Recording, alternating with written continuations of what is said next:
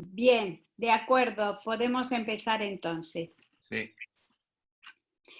Bien, buenas tardes, buenos días y buenas noches a todos, cada uno en su lugar, en su país, en su sitio. Para mí estar aquí con ustedes siempre es un placer, por un lado, y un gran honor poder compartir mis ideas, en este caso, con respecto a la simbología y teosofía. Les voy a contar que en realidad yo desde hace muchos años que he descubierto, entre comillas, lo que es la simbología. Como todos ustedes, porque cada uno de ustedes ha estado conviviendo con símbolos. Lo que pasa que nuestra mirada, nuestros ojos no lo perciben, no lo ven, porque hemos estado viviendo en una civilización que yo creo que es una civilización de las que menos se ha ocupado de los aspectos trascendentales de la vida y con unas tendencias materialistas bastante importantes.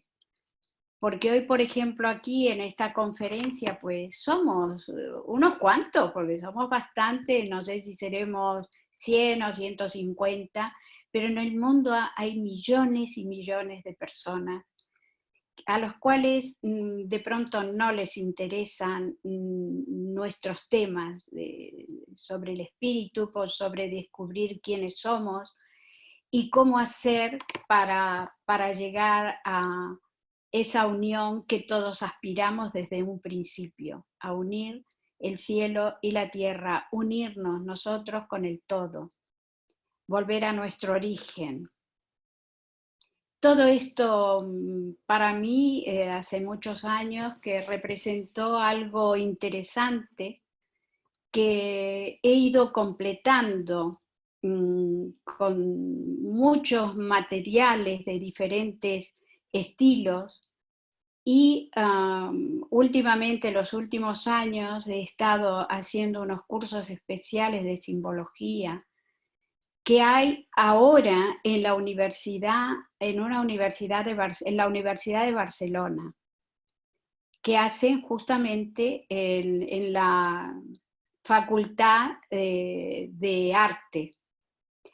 Realmente para mí fue un descubrimiento porque toda aquella simbología que yo conocía naturalmente, pues al hacer estos cursos vi que académicamente también está siendo analizada y comprendida por personas que obviamente no pertenecen a la sociedad teosófica, pero que teníamos unos intereses comunes, que era de descubrir eh, a través del símbolo cómo se puede llegar a una comprensión global de la vida. Esto es un poco el prólogo que yo quería decir, y además surgió esto de simbología y teosofía cuando empecé a asistir a las clases de Isaac sobre antropogénesis. Y en antropogénesis, como en toda la doctrina secreta, hay muchísimo material de simbología. Y entonces dije yo, ¿por qué no dar un curso sobre cómo descubrir a través del símbolo las verdades del universo y de la Tierra? Porque nuestra mente occidental, nuestra mente cartesiana, por así decirlo, estamos acostumbrados a sumar, restar, multiplicar, pero no estamos acostumbrados a tirarnos a una piscina sin agua, a imaginarnos cosas que de pronto pensamos que son fantasías, pero que son realidad. Entonces, me sumergí con mucho más interés para poder transmitir que hay, además de la manera que estamos aprendiendo ahora, con los libros, con el estudio, con las investigaciones, también hay otra manera de aprender, y que es la manera intuitiva, haciendo funcionar nuestra intuición a través de una comunicación de tú a tú con determinados símbolos.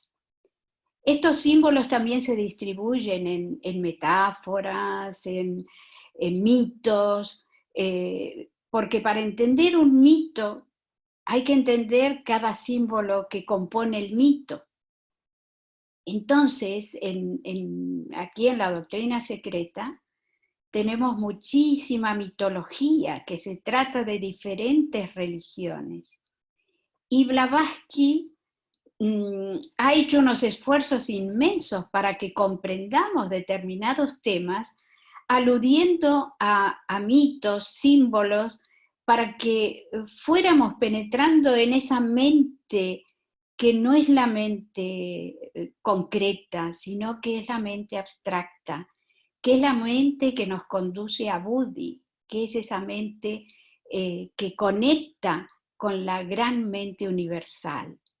Entonces, yo aspiro con este curso que podamos desarrollar dentro nuestro esa capacidad, esa calidad que necesitamos para nuestras investigaciones, para nuestros estudios teosóficos. Porque esto sirve para todo. Se ha estado ignorando durante muchos años porque al símbolo se lo ha despreciado. Pero bueno, vamos a empezar. Y yo quisiera empezar hoy con una oración que estaba escrita en oro en la puerta del templo de Sekhmet en Karnak, en Egipto. Y esto dice así: solo te pido que entres con respeto. Para servirte no necesito tu devoción, sino tu sinceridad, ni tus creencias, sino solo tu sed de conocimientos. Entra con tus vicios, tus miedos y tus odios, desde los más grandes hasta los más pequeños. Puedo ayudarte a disolverlos. Puedes mirarme, amarme como hembra, como madre, como hija, como hermana, como amiga, pero nunca me mires como una autoridad por encima de ti mismo. Si la devoción a un Dios cualquiera es mayor que la que tienes hacia tu Dios que hay dentro de ti, les ofendes a ambos y ofendes al uno. A mí me gustaría que penetráramos en estos conocimientos con esta perspectiva, con sinceridad, siendo honestos con nosotros mismos, teniendo sed auténtica de conocimientos, porque la vida misma puede ayudarnos a disolver todas aquellas cosas difíciles que tenemos en nuestra vida, nuestros miedos, nuestros vicios, nuestros odios, nuestras incomprensiones. Y realmente aquí hace un llamado muy importante que dice: nunca me mires como una autoridad por encima de ti mismo. ¿Por qué? Porque la misma vida que anima en mí, anima en lo demás. No hay una exclusividad, sino que aquí está haciendo un llamamiento a la unidad. Con esta perspectiva es que vamos a empezar nuestra conferencia de hoy. En la doctrina secreta, en el tomo 2, la sección primera, la señora HPV dice lo siguiente, y he copiado las palabras textuales, que ustedes las pueden encontrar perfectamente en la doctrina secreta. Dice: el estudio del significado oculto de cada una de las leyendas religiosas y profanas ha ocupado la mayor parte de la vida de la que estas líneas escriben.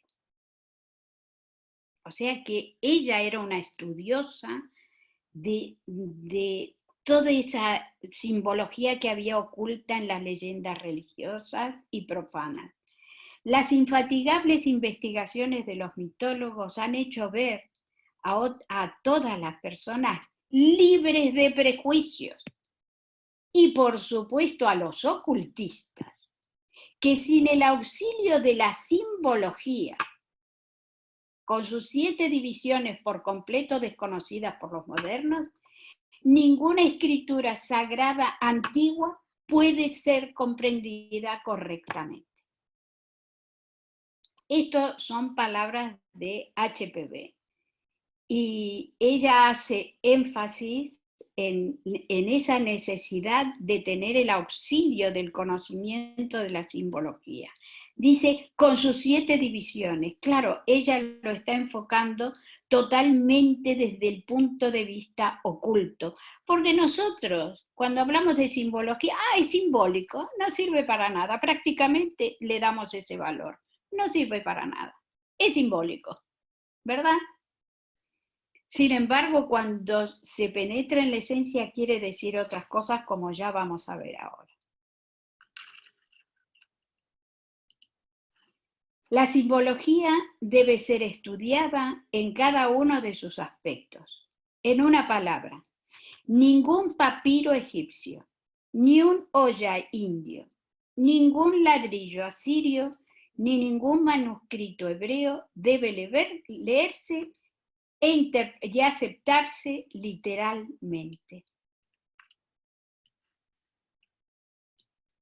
La explicación de los principales símbolos y emblemas es lo que ahora se intenta, dice ella en la doctrina secreta, pues el libro tercero, que trata de antropogénesis, sería excesivamente difícil de comprender sin un conocimiento preparatorio, al menos de los símbolos metafísicos. Mr. Ralston Skinner, místico y cabalista, habló de un lenguaje muy antiguo de origen divino, del que HPB dijo que era un lenguaje y un sistema de ciencias comunicados a la primera humanidad por una humanidad más avanzada, que fue divina a los ojos de aquella humanidad infantil. Era una humanidad de otras esferas. Y ella dice, ¿quién osará afirmar que los egos divinos de nuestra humanidad no se convertirán a su vez en los instructores divinos de una nueva humanidad por ellos generada, en un nuevo globo, llamado a la vida y actividad por los principios desencarnados de nuestra tierra? Todo esto puede haber sido la experiencia del pasado, y estos extraños anales yacen embebidos en el lenguaje del misterio de las edades prehistóricas, el lenguaje ahora llamado simbología. Aquí he rescatado una imagen, es alquímica, pero más que nada por lo que representa. Y la leyenda que he colocado debajo dice, el símbolo es como la cerradura de la puerta que nadie puede abrir si no es con la llave que le corresponde exactamente. O sea que la perspectiva que nosotros tenemos respecto a cómo interpretar la simbología no es simplemente dedicarnos a estudiar símbolo por símbolo al estilo de un diccionario, al estilo de una enciclopedia. No. El símbolo tiene que ser vivo, tiene que ser esa cerradura para que yo pueda introducir esa llave que permita penetrar en los secretos más profundos. Y es son claves de interpretación que vamos a ir descubriendo progresivamente en el término de, bueno, las secciones que hagamos sobre el estudio de simbología.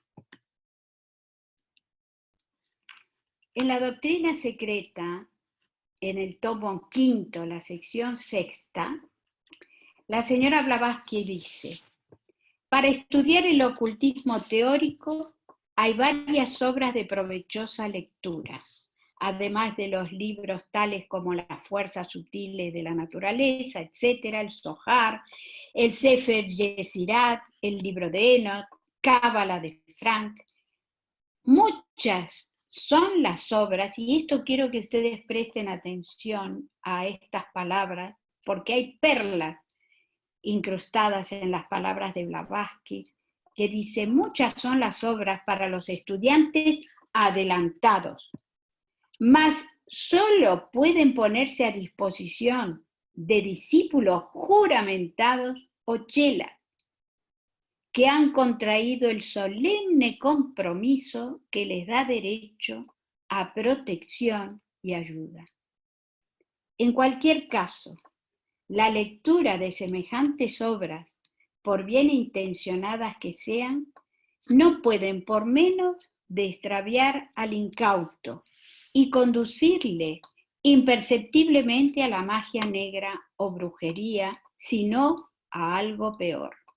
Ella aquí está haciendo una advertencia sobre estos conocimientos, porque es levantar el velo de Isis, pero hay que hacerlo con prudencia, con sabiduría, con desprendimiento, porque obviamente detrás de todo esto hay una cantidad de energías muy poderosas. Dice: los caracteres místicos, las letras y los guarismos, especialmente estos últimos, son la parte más peligrosa de cuanto se halla en la gran cábala. Y decimos peligrosa por la suma rapidez de sus efectos, independientes o no de la voluntad del experimentador y aún sin su consentimiento, sin su conocimiento. Y agrega: todas las cosmogonías, sin excepción, se basan, entrelazan e íntimamente se relacionan con los números y figuras geométricas. Para mayor provecho de la humanidad, han de revelarse tales verdades poco a poco y con muchas precauciones, pues la mente pública no está aún preparada para ellas. Yo he querido poner dos imágenes aquí muy representativas. Una es la que está arriba, la lengua censar, que como ustedes ven son únicamente símbolos. Cada símbolo puede llegar a ser un tratado completo. Estas son lenguas de aquellas civilizaciones que decía anteriormente la señora Blavatsky, que hablaba de esa humanidad de otras evoluciones que han venido a dar este mensaje inicial a las humanidades infantiles. Progresivamente todo esto se fue desarrollando, inclusive el alfabeto hebreo. Ellos mismos, en Cábala se habla de que esta lengua fue dada por huestes angélicas, que esto no es un lenguaje creado aquí por los seres humanos, sino que se ha heredado. Entonces coinciden estas ideas. Entonces aquí he querido poner esta imagen en la cual vemos las letras hebreas y al lado hay unos números, que se refiere justamente a la combinación que hablaba de los guarismos. La combinación entre el valor de las letras y las letras si no se conoce profundamente y si no se lleva una vida muy pura y muy elevada, puede producir grandes desastres en la persona. Isaac, yo no sé si te parece que aquí hagamos un pequeño paréntesis por si hay alguna pregunta, hay algo que, algún comentario que se quiera hacer. Si tú lo deseas, con gusto, voy a abrir los micrófonos, pero sí le pedimos al público, a todos los que nos acompañan, que primero sean breves cuando pidan hacer alguna aclaración o hacer una pregunta. Y segunda, no hablemos al mismo tiempo.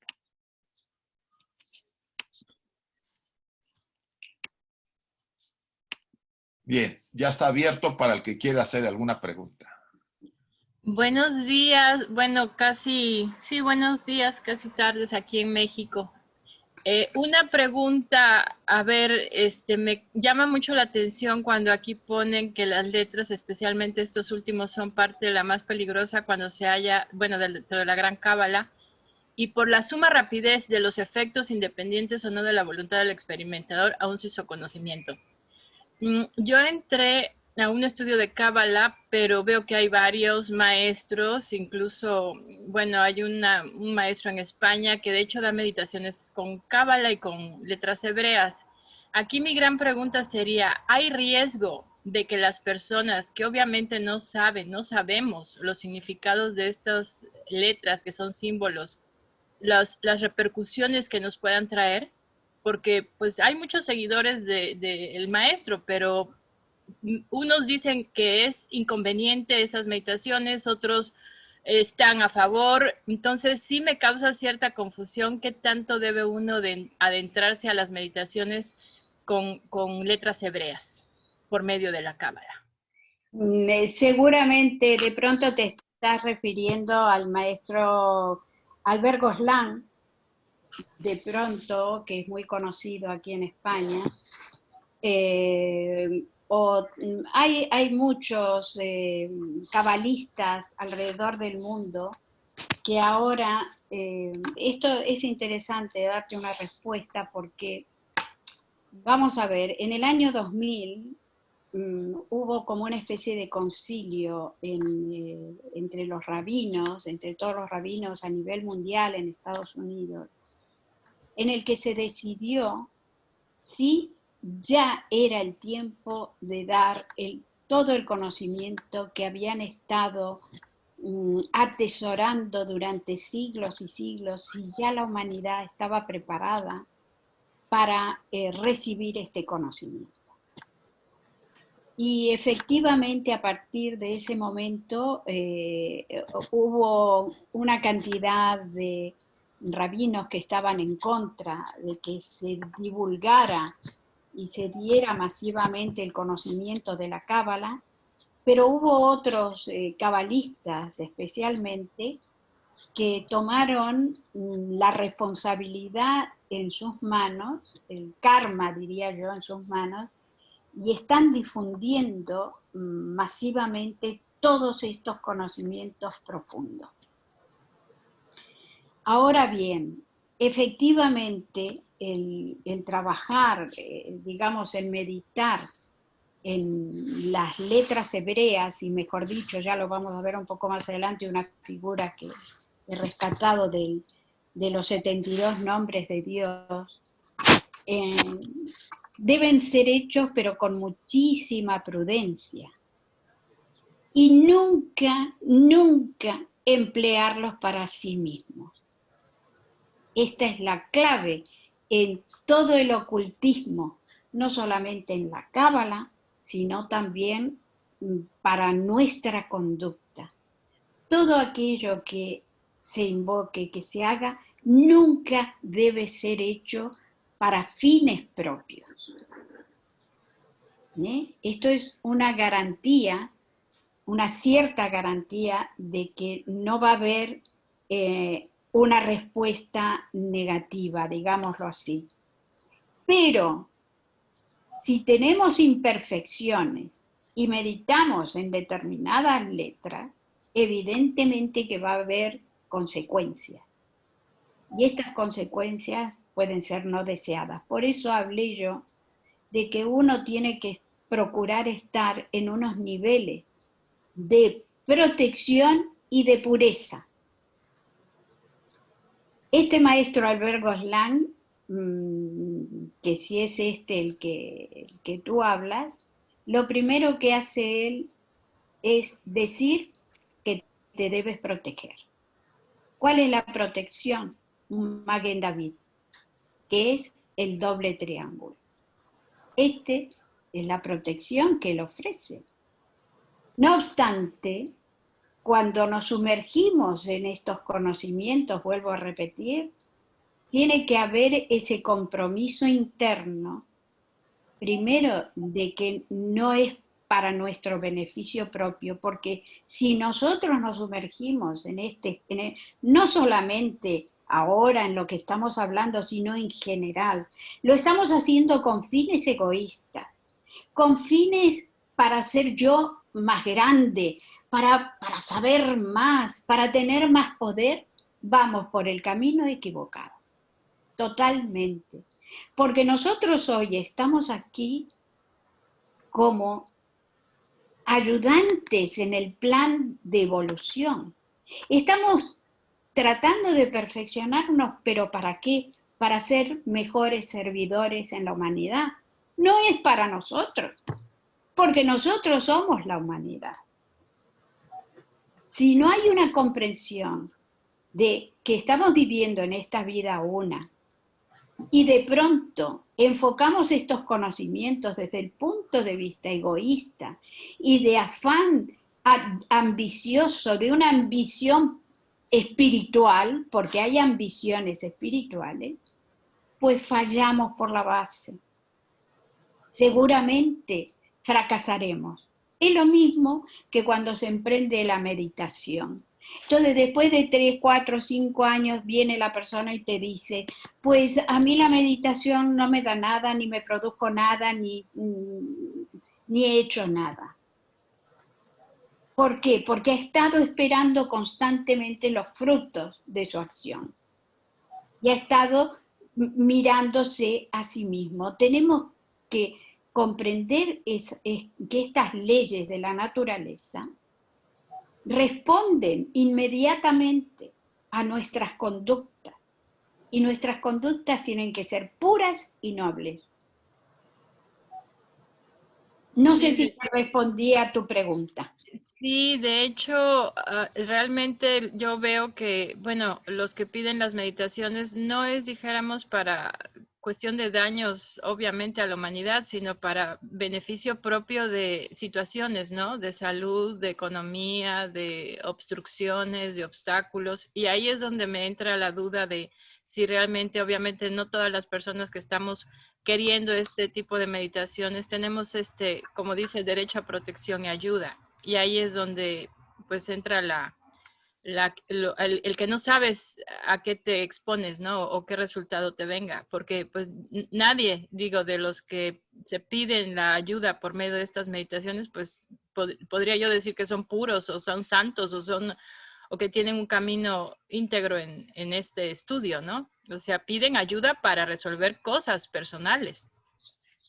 Esa era Mira, mi respuesta es la que fue, ¿me entiendes? Y sí. cada uno sabe lo que quiere en su vida, cómo tiene que emprender su camino hacia la unión con el todo, etcétera, y cuáles son los intereses personales. Sí, muchas gracias, muchas gracias. Nada. Muchas gracias. Una cosa más, un rabino dio un ejemplo. Él dio para que la gente que iba a sus clases, un cabalista, estudiaran el alfabeto hebreo y les recomendó que empezaran por la primera letra, la Aleph, que meditaran sobre esta letra. Y se le presentó un matrimonio joven, muy enamorados, muy bien avenidos, estaban súper felices. Dice, bueno, nosotros vamos a empezar por la primera letra y no sé qué y no sé cuánto. Entonces él le dijo, tengan cuidado, que haya mucha prudencia en vuestras vidas. Al tiempo volvieron, ¿eh? y sus vidas eran caóticas.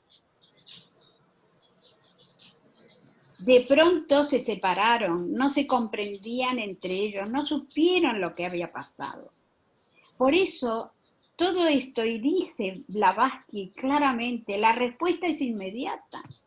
Nosotros estamos viviendo aquí en el mundo físico unas experiencias que pueden tardar años en tener una consecuencia. Yo me pongo a estudiar ingeniería y sé que dentro de 4 o 5 años voy a ser ingeniero. Pero yo me pongo a mover estos símbolos, estos guarismos y todo esto, y hay una respuesta porque la vida me está respondiendo, pero no es la vida que está fuera de mi entorno, no, está dentro mío, está rodeándome, y todo esto que nosotros no vemos con nuestros ojos físicos es muy real. Este es un mundo real, el mundo de los pensamientos, el mundo de las emociones. No decimos que en aquello que pensamos en eso nos convertimos, pero eso nos suena a veces a poesía. Y no lo creemos, dudamos. Nosotros, a pesar de que estos conocimientos que nos da la teosofía nos convencen y creemos que estamos súper convencidos, cuando llega la hora de la verdad dudamos. Y dudamos de la vida que nos está rodeando. Nos dice Blavatsky en la anterior conferencia, creo que lo dije, estén atentos ustedes a la vida que les rodea, porque de los movimientos que hay a vuestro alrededor podéis sacar muchas lecciones y observar a vuestros compañeros, a vuestra gente que os rodea, porque ahí está la vida, ahí hay mensajes para recibir. Sin embargo, nosotros vivimos como los pajaritos, como la ardilla del bosque, vivimos un poco al margen de las leyes de la naturaleza. Esto es tomar conciencia de que aunque no veamos nada de lo que nos rodea, tenemos que saber que hay una realidad. Y yo voy a esto en el estudio de la simbología, porque hay una magia, pero no es la magia de los magos, de los ilusionistas. Digo magia, como la emplea Blavatsky en la doctrina secreta, que es el movimiento de energías. Yo muevo una mano y estoy despidiendo energía. Y es magia porque es energía lo que se está moviendo a mi alrededor. Bien, hay más preguntas y no vamos a continuar. ¿Qué tal? ¿Cómo están? Bueno, yo estoy hablando acá de Cusco, Perú, y acá en Cusco hay una tradición muy fuerte que es para los pagos a la tierra y los chamanes y la brujería, tanto ya sea buena o tanto la brujería mala, la magia negra. Y entonces mi pregunta es, cuando un brujo hace una brujería para una persona, esta persona que recibe este tipo de brujería, ¿le toca por karma? Mira, yo no me voy a meter en este jardín,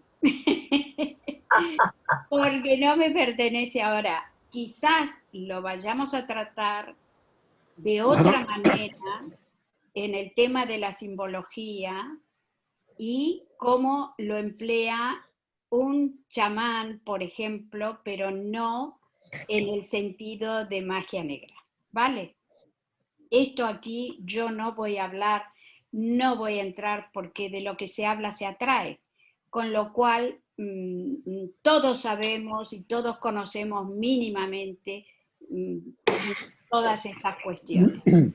Con lo cual, me vas a perdonar, pero ahí no voy a entrar. Lo que voy a hacer es académicamente Y dentro del curso que vamos a ir estudiando es tratar el chamanismo, pero de otra manera. ¿Vale?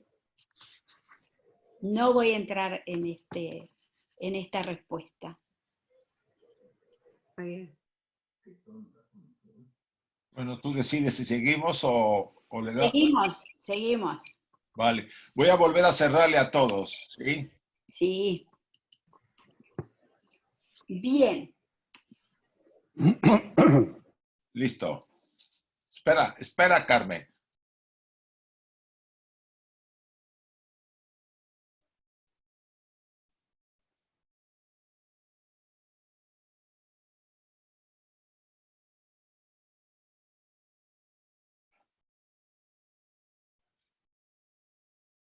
Ay, madre mía.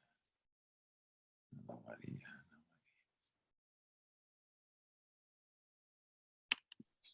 Ya, Carmen. Vale. Bien, he querido rescatar estas tres imágenes, una que la he llamado la desconfianza, el otro el cambio y la tercera la nueva visión. Y yo me hago, con respecto al simbolismo, hago esta pregunta: ¿por qué se encuentra tanta hostilidad más o menos confesada con respecto al simbolismo? Porque se ha convertido en algo completamente ajeno a la mentalidad moderna. Y porque el hombre está naturalmente inclinado a desconfiar de aquello que no entiende. El simbolismo es todo lo contrario de lo que le conviene al racionalismo, y todos sus adversarios se comportan, algunos sin saberlo, como verdaderos racionalistas.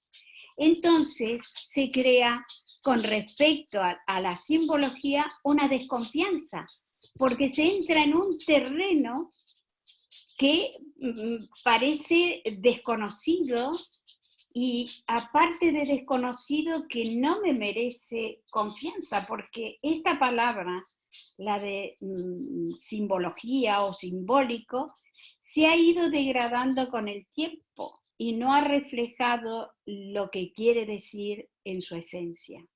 Entonces, cuando hablamos de un símbolo o de algo que encontramos en una catedral o algún símbolo alquímico, decimos, bueno, estos alquimistas eran todos locos y mira cómo realmente pensamos que están fuera de lugar. Y con respecto a la cábala, pues hay un estudio que se puede hacer superficial o profundo. Entonces hay desconfianza en general, pero vamos a ir derribando esta confianza a través de un cambio.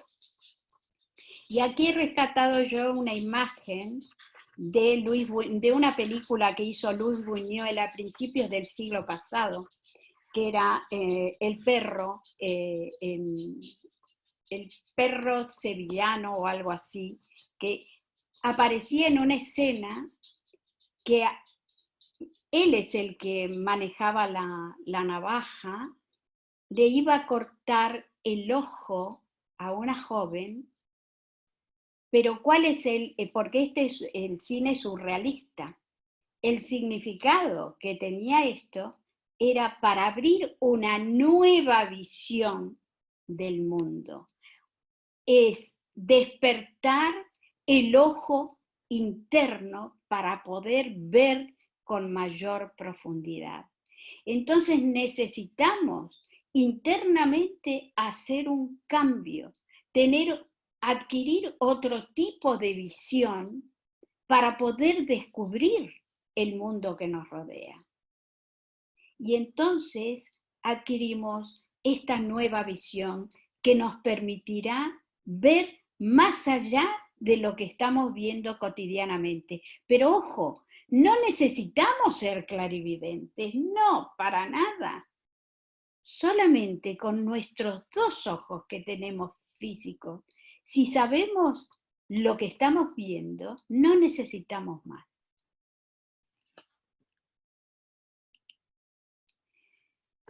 Y ahora vamos a hacer la interpretación correcta de lo que significa la palabra símbolo. La voz de origen griego, que significa señal de reconocimiento de reunión, es símbolo, del verbo symbalio, que significa juntar o reunir. Y se expresa en 3 movimientos. Primero, la realidad primera, única y completa. La vemos en la primera imagen. Ahora vamos a partir, vamos a romper esta unidad en 2 o en varias partes. Y esto es cuando se produce la manifestación de la unidad, en la que aparentemente estamos separados. Y en el tercer aspecto, en la tercera imagen, volvemos a estar reunidos, la reunión de las partes y el retorno a la unidad, la unión completa de lo separado. Esto es lo que significa la palabra símbolo: unir, reunir, volver a la unidad. La idea es la de reunirnos con esa otra mitad que está esperando que le tendamos esa parte nuestra íntima, logrando en esta acción el completo y perfecto, el complemento perfecto formando la unidad. Esto es muy importante que lo comprendamos, porque en aquellas épocas en que había escuelas de misterios, en la época griega, el maestro o el iniciador partía una tablilla y le entregaba al que había sido iniciado la mitad, él conservaba la otra mitad. Y entonces cuando este iniciado partía de viaje y se encontraba en otro sitio y se encontraba con otro igual que él, ¿qué hacían? Se enseñaban la otra mitad y al juntarlas volvían a estar unidos. O sea que significa esa reunión, esa unión. Símbolo es unir, reunir, juntar.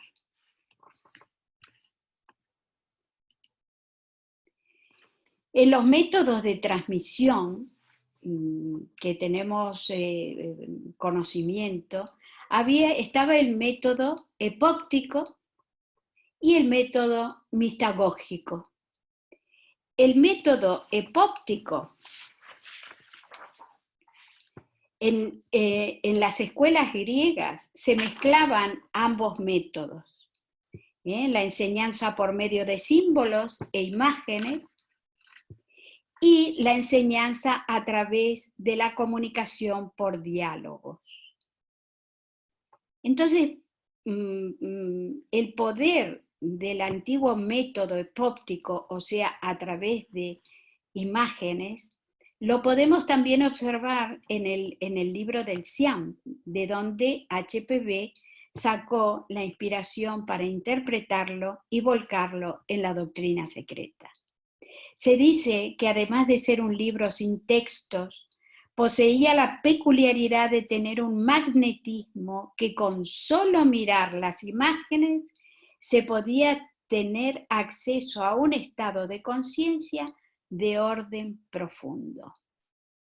Vemos que este método epóptico, el método simbólico, no es una novedad, sino que esto viene desde muy lejos.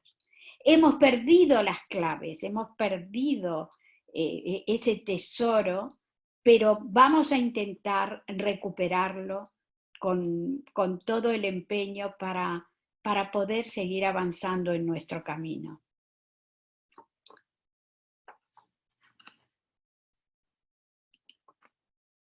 En alquimia, en la alquimia tenemos mucha simbología. La alquimia habla prácticamente directamente a nuestra intuición. En realidad en alquimia no existen miles de claves, existen muy pocas. pero hay que saber interpretarlas y distinguirlas. E inmediatamente penetrar en la idea, en lo que se quiere descubrir. Y aquí pongo, los símbolos son los puentes necesarios que conducen al acto simbólico de la reunión de lo volátil superior con lo fijo inferior, el espíritu y la materia, el sol y la luna, el león y el águila.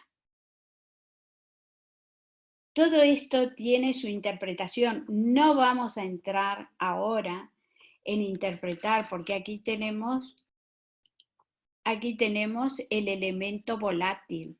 Vemos la serpiente, es un uroboro, pero que consta de dos serpientes, una para manifestar lo volátil y lo otro para manifestar lo fijo, lo inferior. Aquí tenemos otra figura que envuelve al sol y la luna, un león y un águila que se entrelazan, y justamente significa que la materia, o sea, el león, que es el aspecto fijo, el azufre, significa la tierra, es elevado por, en este caso, el águila blanca, que el blanco también tiene su significado en alquimia, y significa esta síntesis y la unión del espíritu nuevamente con la materia, el espíritu y la materia unidos, con otra simbología que también el sol y la luna también se hayan unidos en cósmicamente, y tiene justamente está entrelazado por una lemniscata o el símbolo del infinito. Aquí habría mucho para hablar, para discernir, pero como estamos haciendo simplemente una presentación, es para que veamos la profundidad de la simbología. Y aquí en la Cábala tenemos el árbol sefirotal, desde Keter a Malkut, bajando esta energía, digamos, universal hasta el último plano, que es Malkut, la tierra, que es donde estamos nosotros. El árbol de la vida se representa en el conocido árbol sefirótico. El mismo se compone de 10 emanaciones espirituales por parte de Dios, a través de las cuales dio origen a todo lo existente. Estas 10 emanaciones se intercomunican con las 22 letras o senderos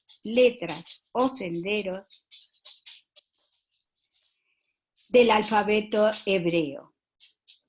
La Cábala hebrea interpreta al Pentateuco, esto es como información. La Cábala hermética interpreta todos los libros antiguos o modernos de todas las ciencias esotéricas.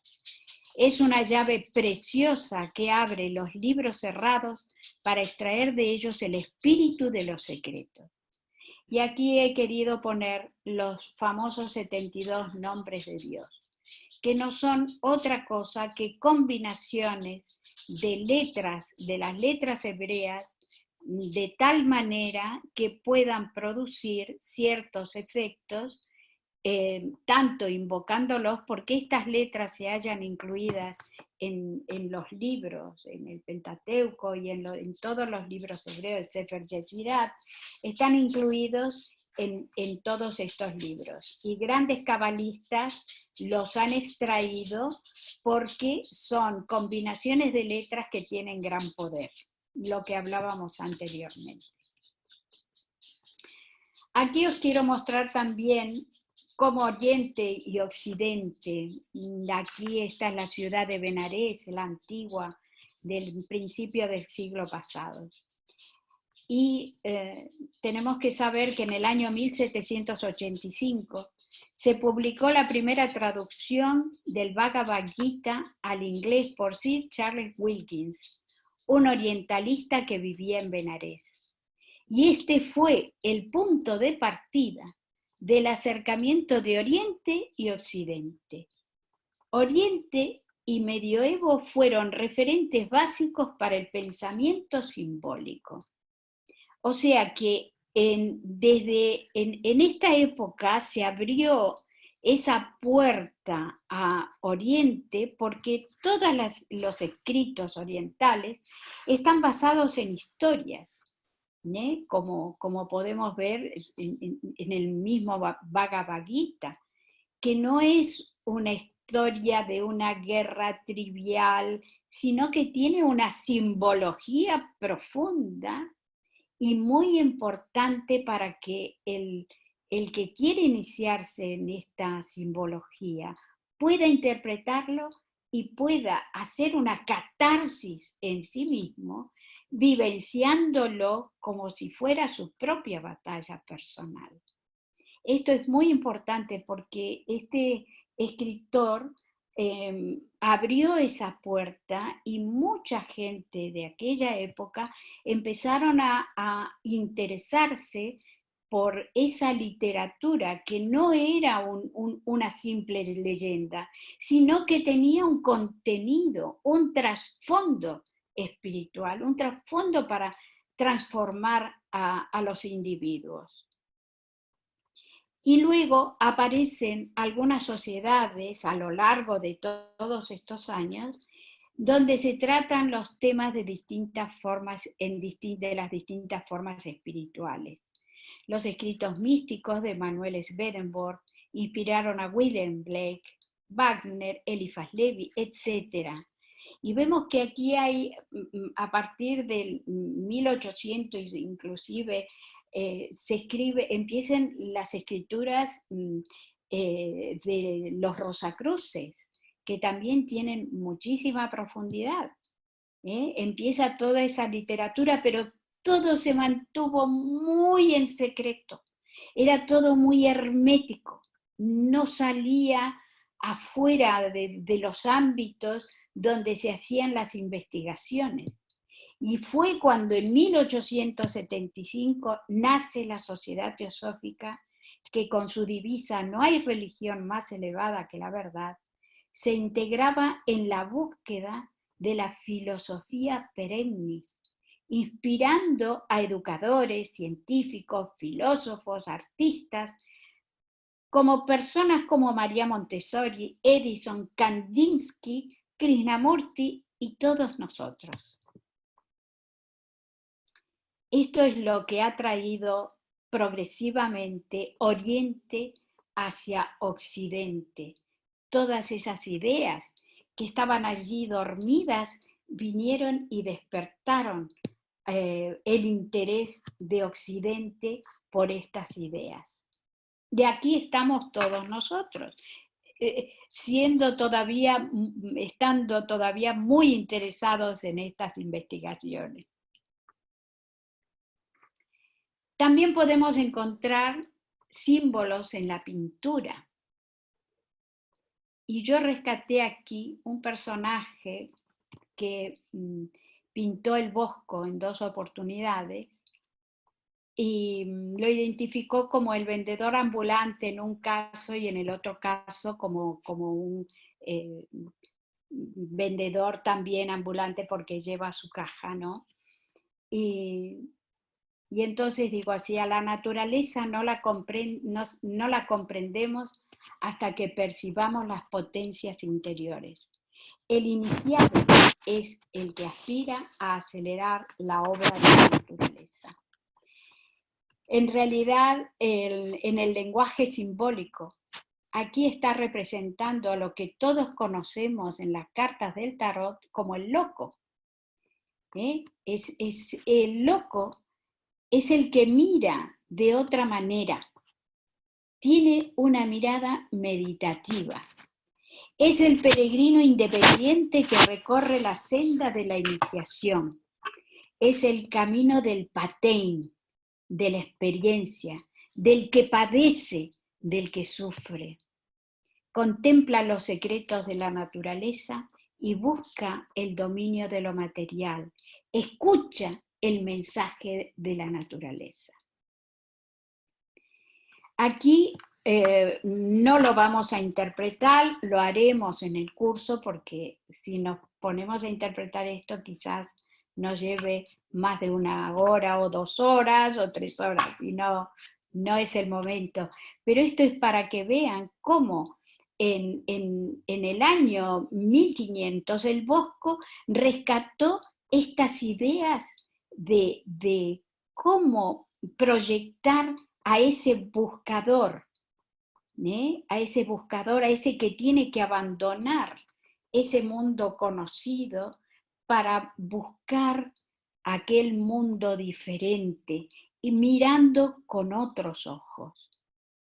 Y he rescatado un símbolo que es muy interesante y es lo que llevan en la cabeza los 2 vendedores ambulantes, y es el pileo, que estaba asociado con la mansumisión de los esclavos. Y este pileo lo llevaban a partir de su liberación. Entonces este personaje, este peregrino, se siente libre. Él va a la búsqueda de los desafíos que le presenta la vida. Aquí el pileo lo lleva en la mano. Todavía no es libre porque él mira un poco hacia el pasado, todavía se siente atado, como lo manifiesta aquí esta atadura, y lleva el pileo en su mano. Va a llegar el momento en que se va a sentir totalmente liberado y podrá ponerse el pileo en su cabeza. Del pileo viene la palabra piloto, y acuérdense ustedes lo que llevan los pilotos cuando se colocan ese gorrito para ir en su avión, es el pileo, pero es una derivación que hay de ello. Vemos cómo los pintores, a través de las pinturas, también nos dejaron mensajes. Aquí tenemos mucho mensaje para interpretar en este camino, en este puente, que significa pasar de un estado de conciencia a otro, dejando detrás muchas historias en su pasado, muchos cadáveres. Aquí tenemos un pájaro negro que sería el nigredo en alquimia. Ya lo iremos interpretando progresivamente para que veamos cómo en la vida estamos rodeados de símbolos que no se han pasado desapercibidos de nuestra interpretación. Y aquí tenemos imágenes sagradas que también iremos discerniendo, iremos aprendiendo a descubrir los secretos que hay detrás de cada una de ellas. En la época medieval había muchos íconos donde estaba la figura central del Cristo, o como hijo del Padre y en unión con Él, o de Dios, lo que representa participando de los 2 mundos. Vemos como aquí se repite esa mandorla de una forma un poco más creativa, pero nos está hablando de 2 mundos, el mundo terrenal y el mundo espiritual. Entonces nos muestra el libro del espíritu y él se está posando en lo que vendría a ser la piedra, una piedra que significa nuestra cárcel aquí en la tierra. Pero bueno, yo ya me pongo a interpretar porque soy así. Vamos a ver el significado de las catedrales antiguas. He rescatado aquí el laberinto de la catedral de Chartres. Después aquí está Nuestra Señora la Alquimia, que es un rosetón que está en la catedral de Notre Dame de París, simbolizando la alquimia. Aquí también he puesto una figura de Hildegard de von Bingen, una de las tantas imágenes de las que ella tuvo visiones de ese mundo que podemos llamar de esa imaginación espiritual y creativa, en la cual también vamos a hacer algún análisis sobre ella. Y aquí tenemos un cuadro de la alquimia china, en donde está descrito cómo estas energías se van desarrollando y van circulando de tal manera por nuestro cuerpo. Esto es todo en función de cómo ellos veían el yin y el yang, cómo se desarrollaba en nuestra estructura. Esta es una figura del Tao, pero es muy interesante que ya la analizaremos un poco más profundamente. Y luego también quise agregar aquí una figura de el grial, y tener porque ha sido para nuestra civilización desde el año 1114 o 27 que comenzaron Chrétien de Troyes a escribir sus libros sobre el grial, cómo ha influido en las diferentes edades hasta llegar a nuestros días y que todavía sigue impactándonos. El por qué.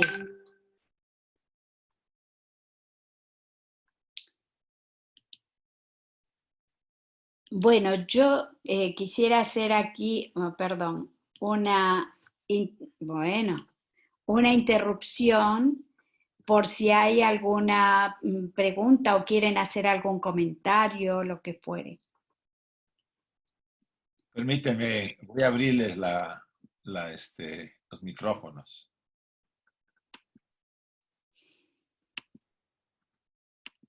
Ya pueden preguntar el que lo desee. Por gentileza, una pregunta desde el punto de vista de la simbología. ¿Cuál es la diferencia entre la cábala hermética y la cábala hebraica? Gracias.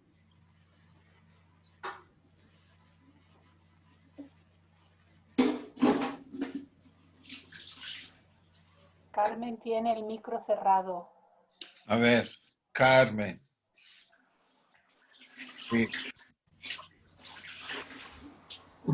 Lo puede abrir, pero no sé por qué no lo abre. Carmencita, abre tu micrófono. Abrirlo. Ya está. No puedo abrirlo yo. Sí, ya está abierto desde hace rato. Ya lo tienes, Vale. lo tienes. La cábala hermética es desde el punto de vista ocultista, que no es fácil, porque implica un estudio muy profundo de todo lo que es el hermetismo. En cambio, la cábala interpretada por un rabino, por ejemplo, es meramente la parte religiosa. Son los aspectos religiosos. Ahora, si lo hace un cabalista, la interpretación puede llegar a ser más profunda, pero la hermética implica una mayor cantidad de contenidos, porque el cabalista, digamos, hebreo, va a hacerlo desde el punto de vista de su religión. En cambio, la hermética es más abierta y implica otros campos de interpretación. Es lo mismo que de pronto nosotros podemos interpretar la Biblia desde el punto de vista hermético o desde un punto de vista de un evangelista o de un sacerdote cristiano. La interpretación de todas estas obras y de toda esta simbología que estamos viendo hoy es múltiple. Un símbolo nunca se termina de descubrir, siempre hay nuevas cosas. Este es lo que tiene, por eso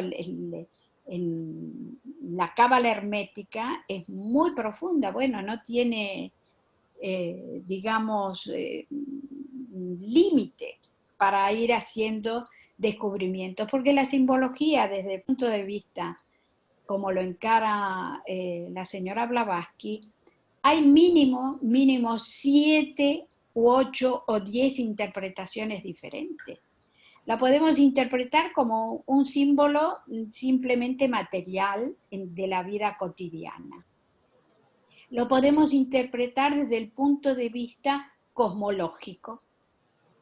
Lo podemos interpretar desde el punto de vista antropológico. Y lo podemos interpretar desde el punto de vista psicológico.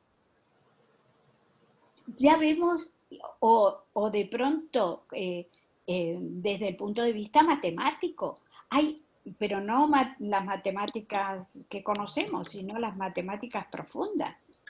Entonces vemos que la interpretación tanto de las obras sagradas, que conocemos como sagradas, como de la simbología que está envolviendo a todo esto, no hay límites de interpretación. Por eso decía la señora Blavatsky al principio, en las primeras diapositivas, que había 7 formas diferentes de interpretarla.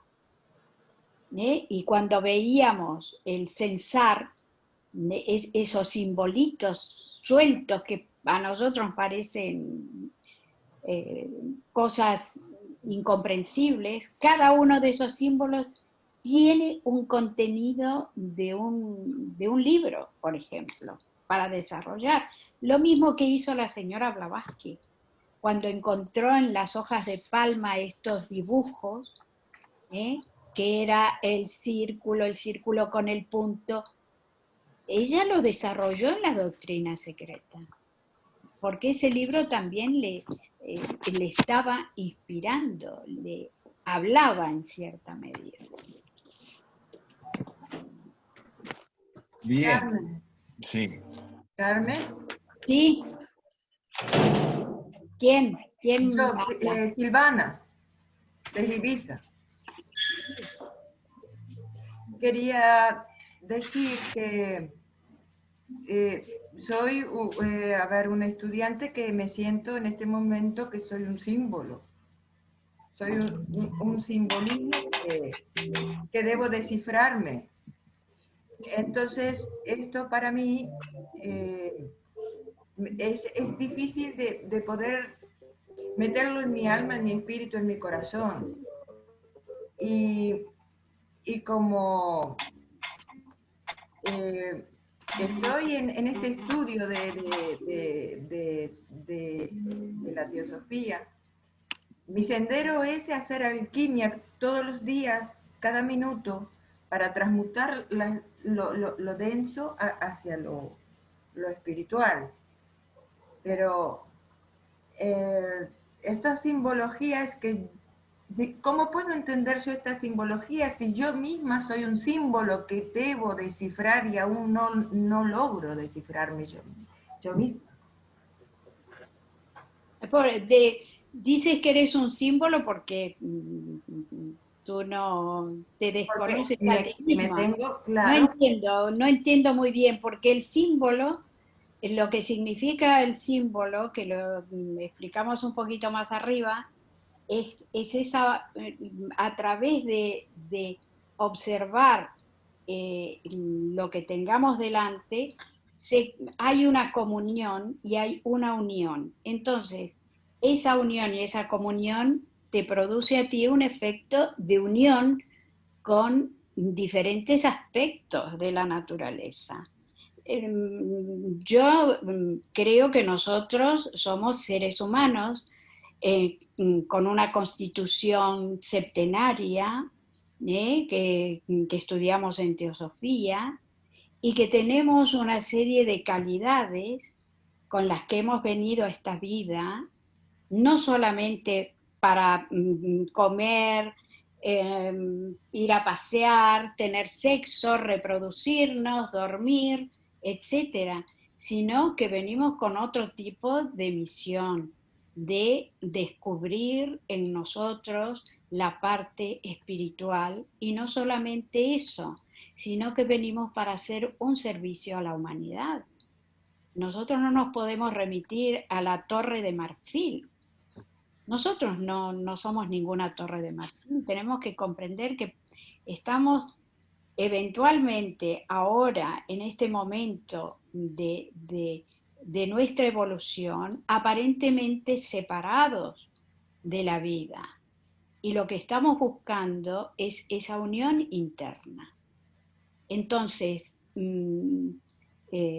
a través de esta unión, de este religarnos internamente, es cuando vamos a descubrir nuevos mundos. Es un poco la misión del ser humano. Hemos venido a la vida para evolucionar, para tener experiencias, para conocer, para saber, para investigar. Pero si no me conozco a mí misma... Fundamental que te conozcas a ti misma, así lo decía el frontispicio del templo de Delfos. Exactamente. Hombre, conócete a ti mismo y conocerás el universo.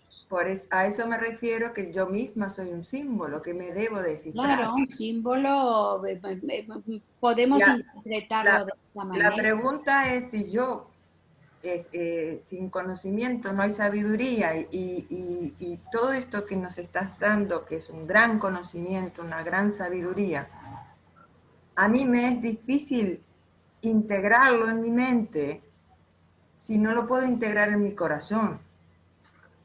O sea, este corazón que estoy descifrando, que es un símbolo en mí misma, el sendero me parece que es más fluido, más fácil que lo otro. Porque si todo lo que estamos estudiando en este momento es lo que una de las chispas que nos puede conducir, pues yo sería un desecho, porque no, es como en la época de que estabas hablando de los eruditos, el hermético era capaz, ocultismo, de reservar todo eso para unos pocos, y el resto, que me siento resto, si no tengo sabiduría, pues no logro el todo.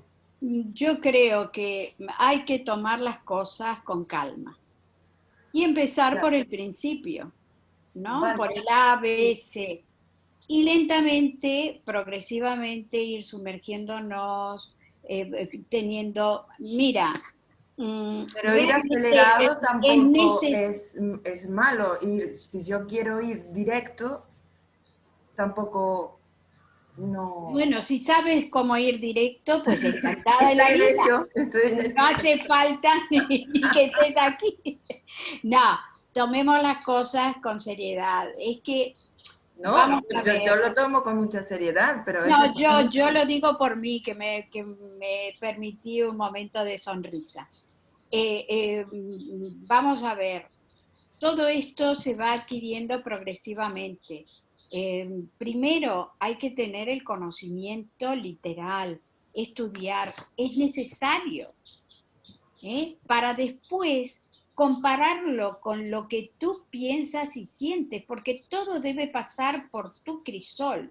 No vale de nada que llenemos nuestra bolsa como el caminante que lleva ese atado a la espalda, con todas esas cosas cargando. No, tenemos que aligerarnos y ir viviendo lo que vamos estudiando. No es cuestión de acumular conocimientos, es cuestión de vivir lo que se lee, lo que se estudia progresivamente, y no todo viene al mismo tiempo. No todo tiene que ser como tocar, como lo que conocemos nosotros, el hada madrina que viene, te toca con su varita mágica y de la noche para la mañana te has convertido de cenicienta en princesa. Esto va a Yo no me refiero suceder. a eso. Claro. Esto va a suceder con el tiempo. Entonces, en ese conocimiento de sí mismo, en esa introspección, en esa extroversión, porque también hay que mirar hacia afuera, mirar hacia adentro, empezar a hacer ese camino. Es el camino del loco, de lo que estábamos viendo, ese viandante, ese vagabundo, el vagabundo, el peregrino, que somos peregrinos eternos, nosotros. Somos los eternos peregrinos, que vamos aprendiendo en la medida que vamos andando. Y no todo viene de golpe. Por eso tú me decías, yo ahora, y no, cada uno estamos en el sitio que nos corresponde y en el momento en que necesitamos vivir. Y tú fíjate qué experiencia maravillosa que estamos teniendo todos hoy en conjunto, aquí en esta reunión, compartiendo estas ideas, compartiendo estos conocimientos. De pronto hay alguien que no pensó en ello y le abre una puerta para descubrir otras cosas. Esto es abrir puertas, ampliar la conciencia. No pensar que el mundo termina aquí, sino que es mucho más grande, mucho más bello, mucho más amplio. Bien, yo creo que sería que debería seguir, Carmen, por el tiempo. Voy a terminar, sí, voy al final. Bien. Permíteme, voy a volver a cortar el sonido de todos y te vuelvo a abrir a ti.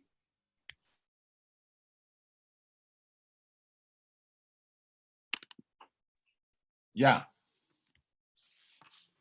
El simbolismo nos proporciona un modo de reflexión sobre todas las cosas. Para vivirlo, necesitamos emplear a la vez el instinto, la razón y la intuición. La simbología es más una manera de pensar y de vivir que un objeto de estudio. El simbolismo es universal en su origen y en su vocación, donde se reúne el espíritu con la materia y el cielo con la tierra.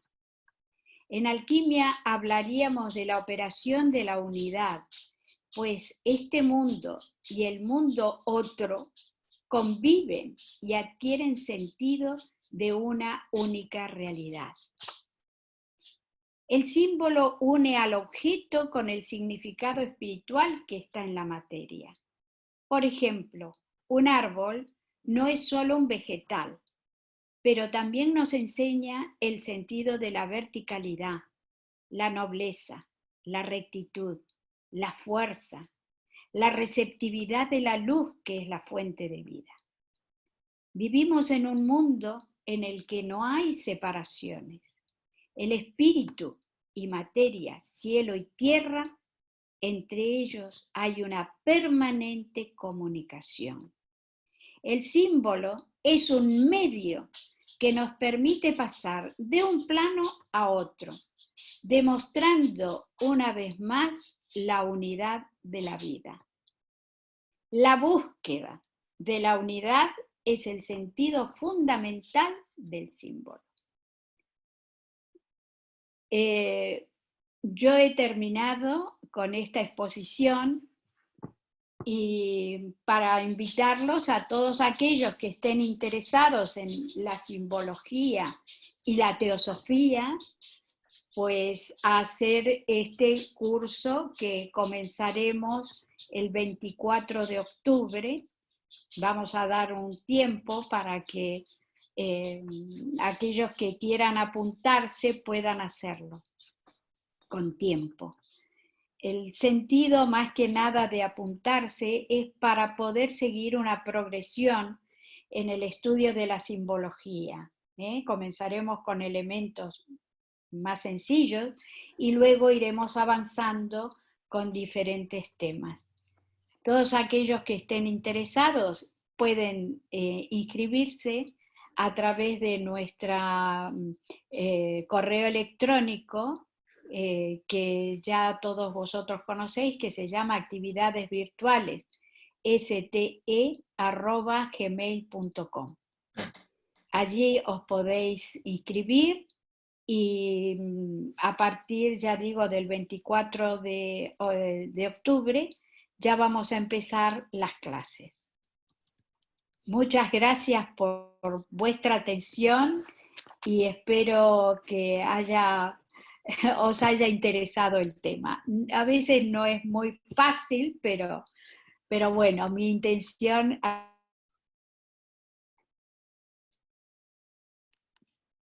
estos conocimientos sobre simbología para que nos ayude a entender un poco mejor la doctrina secreta y otros libros de gran profundidad.